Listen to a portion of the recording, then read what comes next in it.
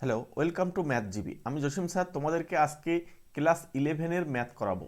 Class 11-এর ম্যাথটা কেমন, ঠিক আছে, একদম ধরে ধরে আজকে এই ক্লাসে আমি তোমাদেরকে ডিটেলসে আলোচনা করব। ঠিক আছে, সবার প্রথমে আমি একটা সহজ চ্যাপ্টার নিয়ে আলোচনা করব, সেটা হচ্ছে কমপ্লেক্স নাম্বার অর্থাৎ জটিল রাশি।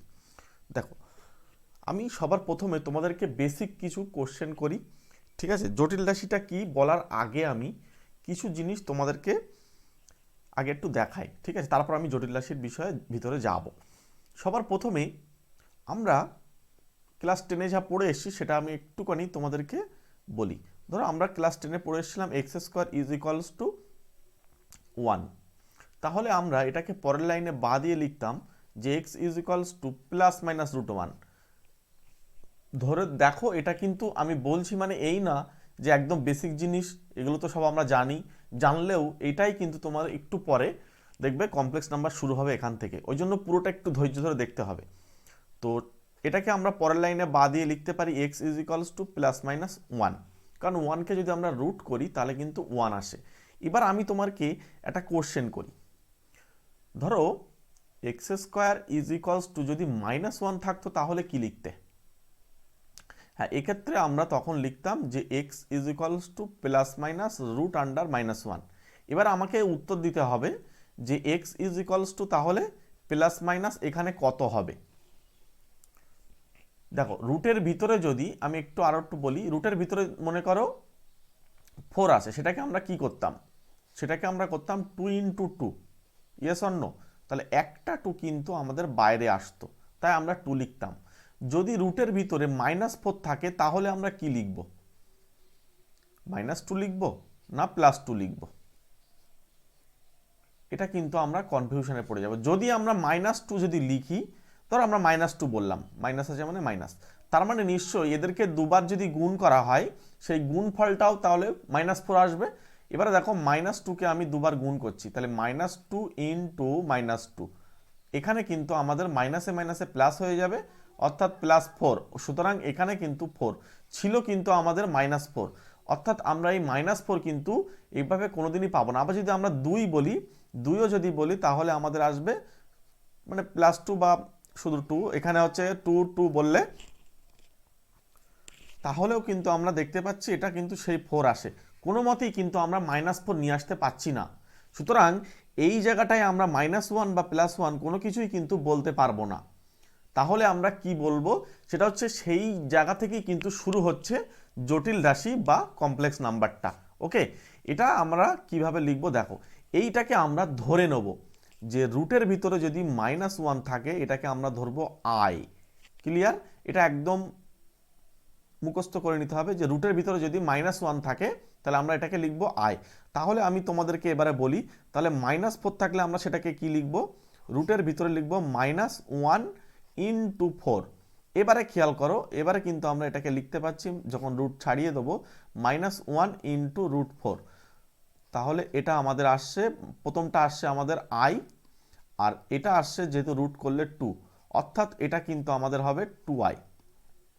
হ্যাঁ কি না? তাহলে আমরা আই কাকে বলবো সেটা আমরা বুঝতে পারলাম। এবারে দেখো, আমি পুরো পেজটা মুছে দিই, তোমরা যারা নোট ডাউন করে নেবে। তো দেখো, এবারে ধরো এরকমও তো থাকতে পারে -√5। এবার এটাকে আমরা কি লিখবো? -1 ইন্টু √5। জাস্ট আমি ধরে ধরে করছি যাতে একদম ক্লিয়ার বুঝতে পারো। তো রুটের ভিতর যদি -1 থাকে এটা হয় আই, আর এটা √5, তাহলে আমরা লিখবো এটাকে i√5। এখন যদি এই দুটোকে আমরা গুণ করি দুবার, তাহলে আমি কি এই রাশিটা পাই? চেক করি। i√5 ইন্টু i√5, তাহলে এটা আসছে আমাদের প্রথমে আই আর আই গুণ করলে i², আর √5 গুণ করলে হচ্ছে 5। এবার i² মানে কত?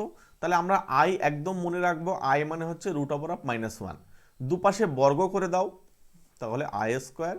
তাহলে এই পাশে বর্গ করে দিলে রুটটা চলে যাবে -1। ওকে, তাহলে i² হচ্ছে কত? i² হচ্ছে -1।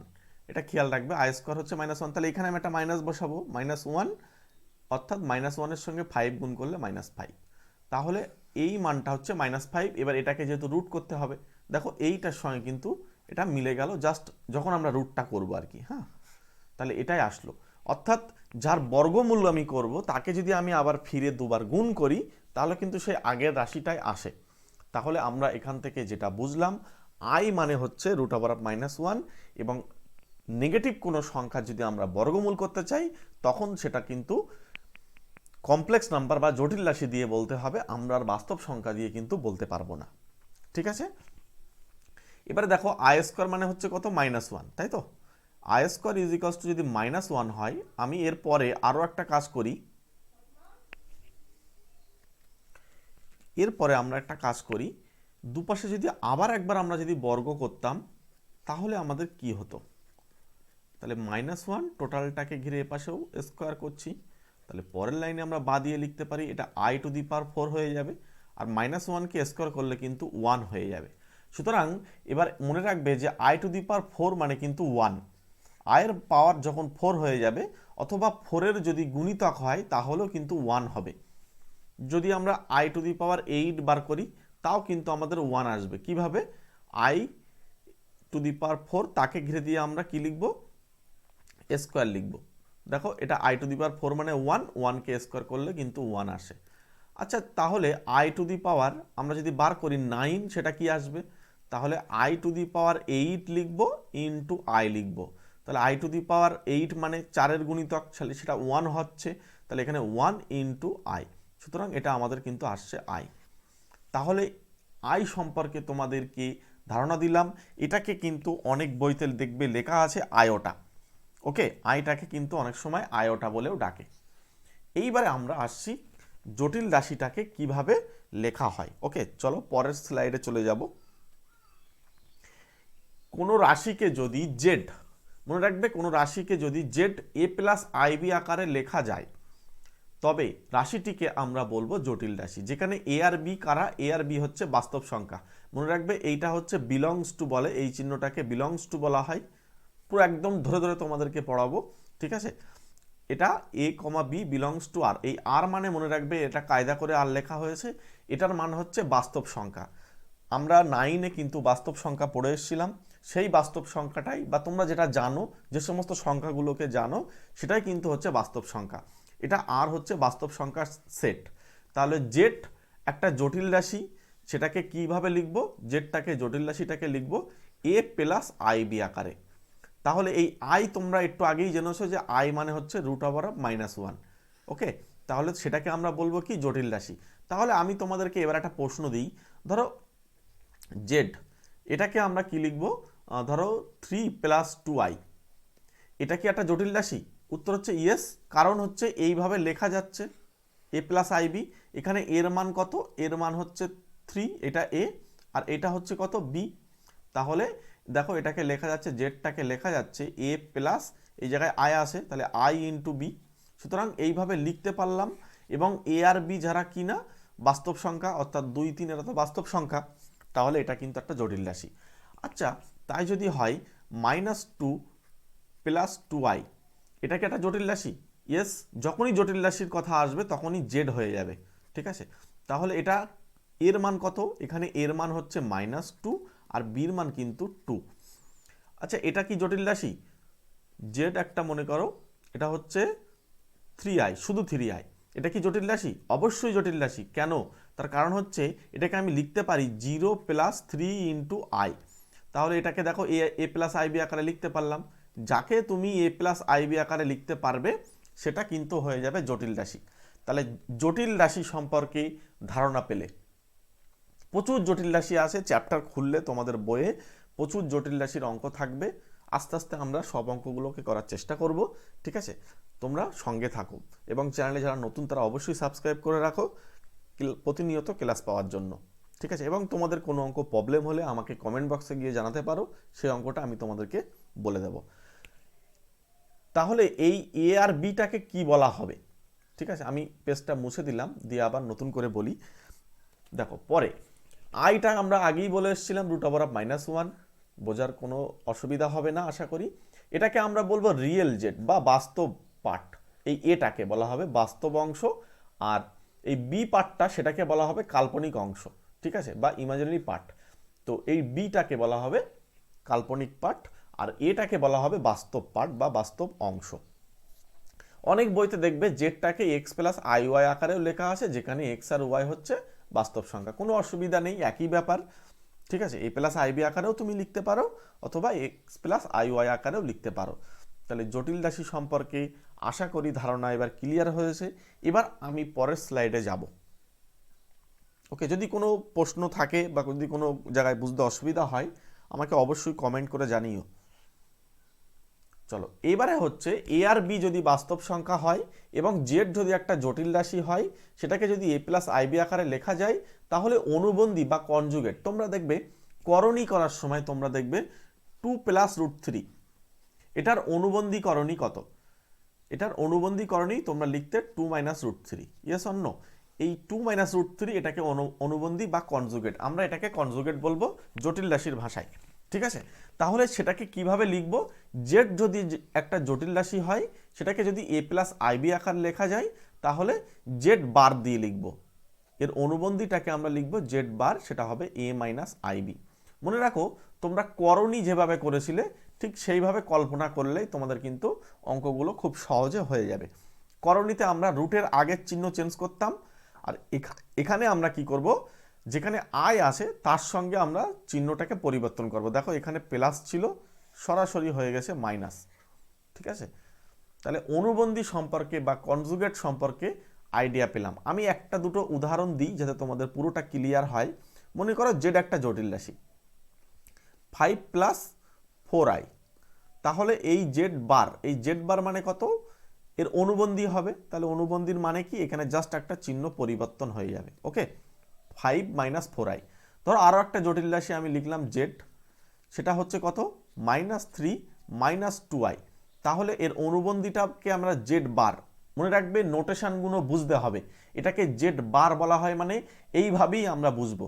জেড বার মানে হচ্ছে -3 প্লাস 2i। কেন? কারণ এই রুটের আগে যে চিহ্ন আছে, রুটের আগে না, মানে আয়ের সঙ্গে যে চিহ্নটা আছে সেটাকে চেঞ্জ করতে হবে। যদি আরও একটা উদাহরণ দিই, জেড একটা জটিল রাশি, মনে করো 3 মাইনাস 2i, তাহলে এটাকে আমরা কি লিখবো? জেড বারটা লিখবো কি? জেড বারটা লিখবো 3 প্লাস 2i। আশা করি কনজুগেট বা অনুবন্ধী বা জেড বার সম্পর্কে ধারণা ক্লিয়ার হলো। মনে করবে একটা কথা বলি, ক্লাস 11-এ কিন্তু প্রত্যেকটা পার্ট থেকে মানে সুন্দর করে ধারণা নিতে হবে, তারপর দেখবে বইয়ে যাবে অঙ্কগুলো সহজেই হয়ে যাবে। কিছু কিছু অঙ্ক আছে স্পেশাল টাইপসের, সেগুলোকে ধরে ধরে করতে হয়। তোমরা যদি চাও আমার সঙ্গে অনলাইনে ক্লাস করবে বা অফলাইনেও ক্লাস করবে, তাহলে এই নাম্বারের সঙ্গে যোগাযোগ করো। প্রত্যেকটা চ্যাপ্টার থেকে ধরে ধরে অঙ্ক করে তোমাদেরকে গুলে খাইয়ে দেবো, ঠিক আছে। এই নাম্বারে যোগাযোগ করো, ঠিক আছে, এই নাম্বারে কন্ট্যাক্ট করতে পারো। অনলাইনে অথবা অফলাইনে, যেভাবে আমরা অনলাইনে পড়ছি এভাবে তোমাদের সঙ্গে লাইভে পড়ানো হবে, অথবা অফলাইনে যারা পড়তে চাও তারা এই নাম্বারের সঙ্গে যোগাযোগ করো। আমরা প্রত্যেকটা চ্যাপ্টার থেকে খুব বেসিক জায়গা থেকে, একদম যারা একদমই কিছু জানে না, মানে অ্যাকচুয়ালি 11-এ তো সবাই নতুন কিছু শিখবে, সব নতুন নতুন ম্যাথ, সুতরাং জায়গাটা যেহেতু নতুন জিনিস, সুতরাং সেইভাবেই আমাদেরকে পড়তে হবে। ধরে ধরে ধরে ধরে আস্তে আস্তে পড়লে এক সময় গিয়ে সুবিধা হবে, ঠিক আছে। আমি পরের স্লাইডে চলে যাচ্ছি। এবারে আমরা জটিল রাশির মডিউলাস সম্পর্কে জানব। মডিউলাসটা কি? এই মডিউলাসটাকে এইভাবে লেখা হয়, মনে রাখবে মডিউলাসটাকে এরকমভাবে লেখা হবে, দুটো দাগ দেওয়ার মানে হচ্ছে এটা হচ্ছে মডিউলাস। অনেক সময় আমরা যখন ক্যালকুলাস পড়বো তখন এটাকে আমরা মড বলবো, ঠিক আছে, এটাকে আমরা তখন মড বলবো। তো এই মডিউলাস সম্পর্কে আমরা এবারে ধারণা নেব। মডিউলাসটা ব্যাপারটা কি, ঠিক আছে, মডিউলাস সম্পর্কে ধারণা নেব। দেখো, জেড যদি একটা জটিল রাশি হয় সেটাকে আমরা লিখতে পারবো মডিউলাস জেড মানে হচ্ছে root over of a square plus b square. আর হচ্ছে জটিল রাশির জ্যামিতির আকার, এটা হচ্ছে আর থিটা দিয়ে লেখা হয়, এখানে ওপিটা আর। এখন এই বিষয়টা আমি তোমাদের একটু খুলে বলি বিষয়টা কেমন, ঠিক আছে, তারপর তোমাদের এই মডিউলাস সম্পর্কে আমি আরও ধারণা ক্লিয়ার করব। দেখো, ধারণা যদি না ক্লিয়ার হয় 11-12-এর অঙ্ক কিন্তু করা চাপ হয়ে যাবে। সুতরাং প্রত্যেকটা চ্যাপ্টারের ধারণা ক্লিয়ার করতে হবে, কনসেপ্টগুলো ঠিকঠাকভাবে নিতে পারলে দেখবে অঙ্ক কঠিন লাগবে না আশা করি। এটাকে আমরা একটা অক্ষ টানলাম, এক্স অক্ষ এবং ওয়াই অক্ষ, এটাকে আমরা মূলবিন্দু দিই 0,0, আর এটা এক্স অক্ষ বা এক্স অ্যাক্সিস, এটা ওয়াই অ্যাক্সিস। এবার মনে রাখবে জেড যদি একটা জটিল রাশি হয়, জেড যদি একটা জটিল রাশি হয় সেটাকে যদি এ প্লাস আইবি আকারে লেখা যায়, তাহলে এটা এই জটিল, এটা হচ্ছে কমপ্লেক্স প্লেন, এটাকে অনেক সময় আর্গন প্লেনও বলে, অ্যাকচুয়ালি আর্গন প্লেনই বলা হয়। তো এই প্লেনের ওপরে এই জটিল রাশিটা অবস্থান করবে। কোথায় অবস্থান করবে? মনে করো তুমি এটাকে পয়েন্ট হিসেবে কল্পনা করো, মনে করো এটা পি, পয়েন্ট হিসেবে কল্পনা করো এ কমা বি। ক্লিয়ার? এ কমা বি। তাহলে আমরা যখন 9-এ গ্রাফ পেপার করেছিলাম, মনে রাখবে ওই গ্রাফ পেপার কিন্তু আমাদের প্রত্যেকটা চ্যাপ্টারের অনেক হেল্প করবে। ঠিক আছে? এবার এ কমা বি, মনে করো এর মান 2 বা 3 যা কিছু তো হতে পারে, তাহলে একটা আনুমানিক এরকম জায়গায় আসবে, গিয়ে এটা মনে করো এ পার্ট, মানে এইটুকু ডিস্টেন্স হচ্ছে এ। ঠিক এবারে উপরে উঠবে কত? বি। তাহলে এখান থেকে আমি মনে করলাম এইটুকু হচ্ছে আমাদের বি একক, এইটুকু হচ্ছে আমাদের বি একক। তাহলে এই যে বিন্দুটা আমি পৌঁছালাম, এই বিন্দুটা হচ্ছে এ কমা বি। ক্লিয়ার? আচ্ছা, এখান থেকে যদি আমি এইভাবে না গিয়ে যদি আমি সোজাসুজি যেতাম তাহলেও আমাকে হতো, কিন্তু তখন একটা কোণের কথা আসতো, তখন কত ডিগ্রি কোণ দিয়ে যেতে হয়? থিটা। সেই কোণের কথা কিন্তু তখন চলে আসতো। আমরা পরে পড়বো এই কোণটা কি কি বলে। এই কোণটাকে অ্যাকচুয়ালি আর্গুমেন্ট বলা হয়, কিন্তু আর্গুমেন্ট মানে প্রত্যেকটা কোঅর্ডিনেট অ্যাক্সিস এর উপরে কিন্তু আলাদা আলাদা হয়। মানে এই ফার্স্ট কোঅর্ডিনেটের জন্য একরকম হবে, সেকেন্ডের জন্য একরকম হবে, থার্ডের জন্য একরকম হবে, ফোর্থের জন্য একরকম হবে। আমরা আর্গুমেন্টের ক্লাস পরবর্তী ক্লাসে নিয়ে আসবো। তো এখন যেহেতু আমরা মডুলাস সম্পর্কে জানছি, সুতরাং আমরা সেই দিকে যাচ্ছি না। ঠিক আছে? প্রত্যেকটা পার্ট বাই পার্ট তোমাদেরকে বোঝানোর চেষ্টা করব। চলো, তাহলে আমরা এখানে এই পার্টটা যেটা ওপি, এই ওপির ডিস্টেন্সটা বার করব। ওপি মানে কি? দেখো, ওপি এই পার্টটা যেহেতু এ, এই পার্টটা যেহেতু বি, আমি যদি এটাকে এ নাম দিই, তাহলে এই ওপিটা কিন্তু অ্যাকচুয়ালি এটা 90 ডিগ্রি কোণ তৈরি হয়েছে, তাহলে অর্থাৎ সমকোণী ত্রিভুজ তৈরি হয়েছে।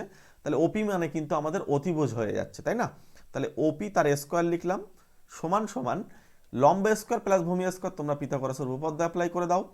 তাহলে এখানে হচ্ছে এপি স্কোয়ার প্লাস, বা এপিটাকে না লিখে আগে আগে ও এটা লিখি, তাহলে সুবিধা হবে নাকি?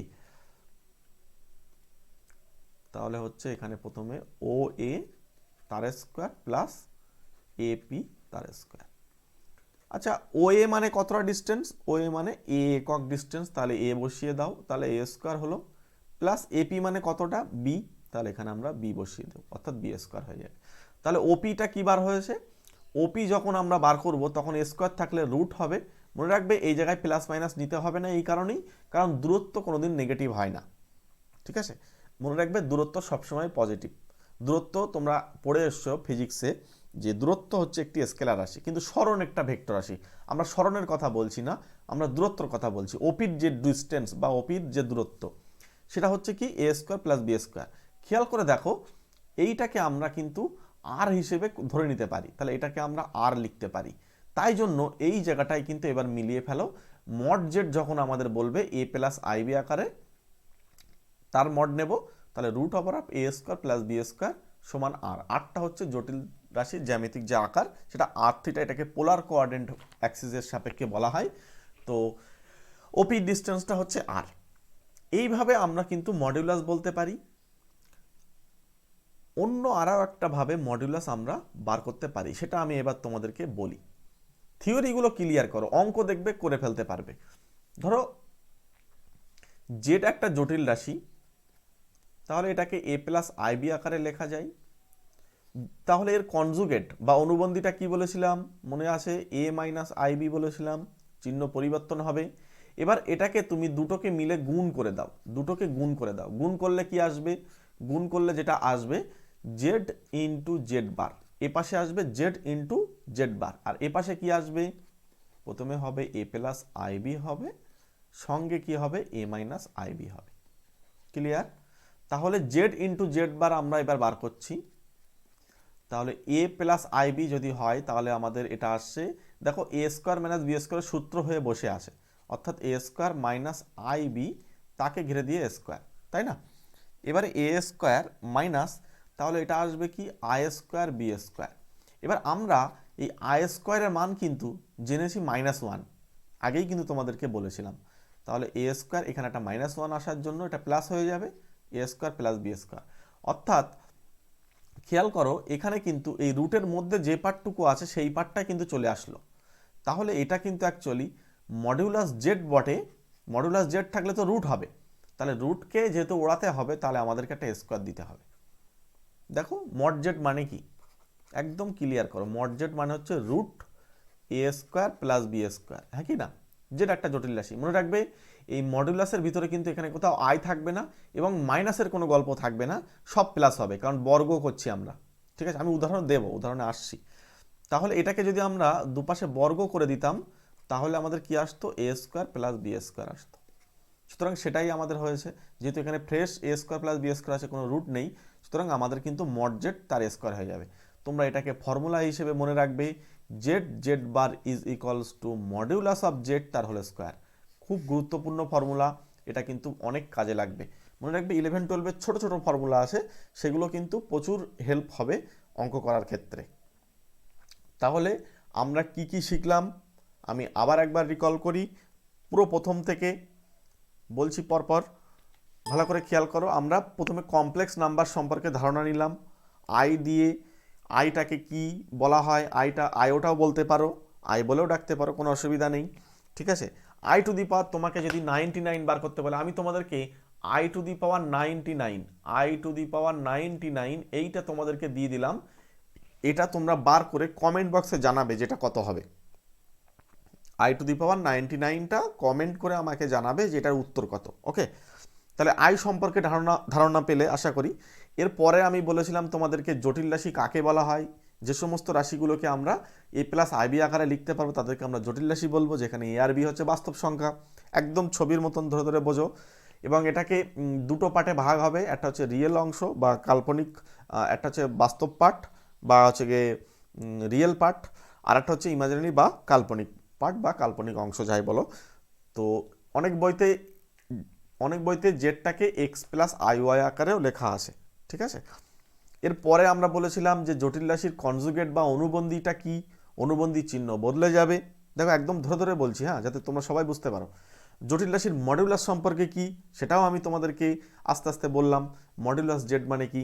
এবার আমি তোমাদেরকে মডিউলাসের কিছু প্রশ্ন আস্তে আস্তে করি, তাহলে এই জিনিসটা আরও ক্লিয়ার হয়ে যাবে। কিছু উদাহরণ যদি আমরা করি তাহলে কিন্তু আরও ভালোভাবে বোঝা যায় জিনিসটা।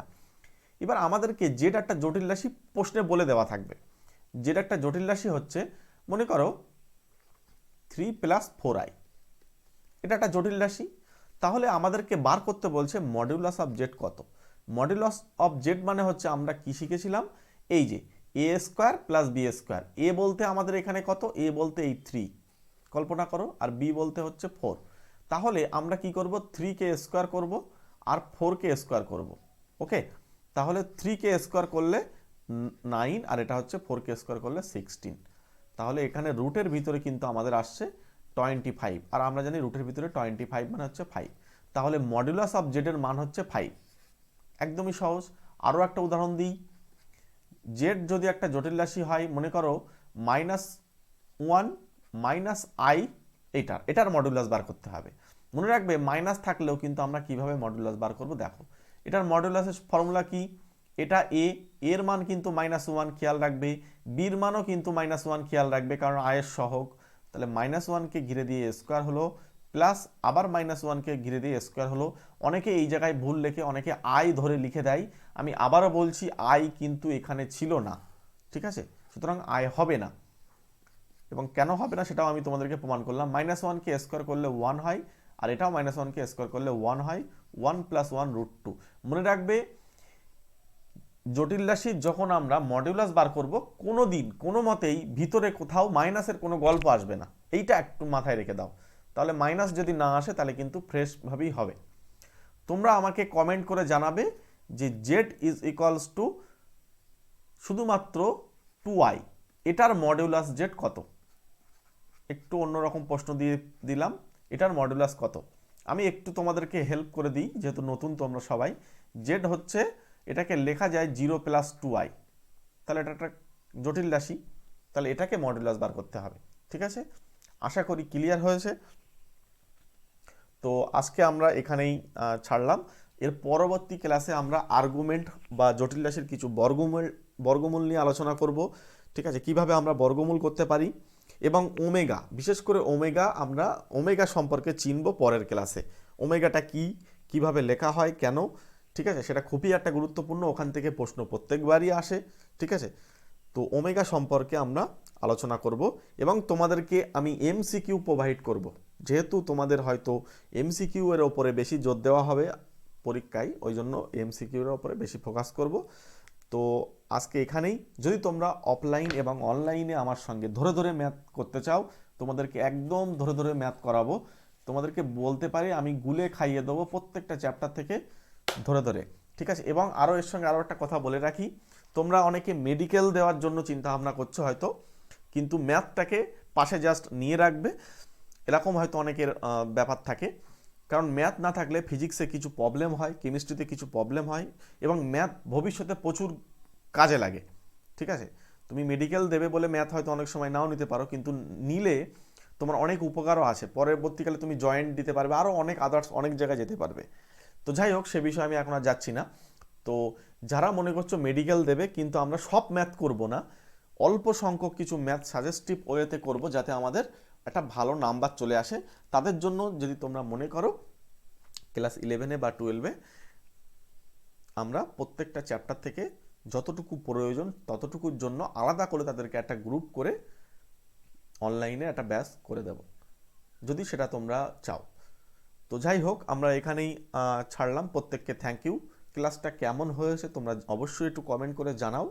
ঠিক আছে, তোমাদের ফিডব্যাক জানা জরুরি, এবং তোমরা যদি সায়েন্স নিতে আগ্রহী হও তাহলে অবশ্যই চ্যানেলটাকে সাবস্ক্রাইব করে রাখো, তাহলে আমি প্রতিনিয়ত তোমাদের ক্লাসগুলো প্রোভাইড করতে থাকবো।